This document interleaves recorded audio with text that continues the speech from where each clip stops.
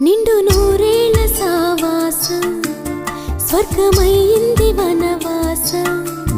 దండగుచ్చాను నా ప్రాణం వెండి వెన్నెల్లు కళ్యాణం బ్రహ్మే ఆహా అనే ముహూర్తం కనుల ముందుందిలే జగమే అలా ఇలా ఉయ్యాలై ఊగి మురిసిందిలే నిండు నూరేళ్ల సావాసం స్వర్గమైంది వనవాసం దండగుచ్చాను నా ప్రాణం వెండి వెన్నెల్లు కళ్యాణం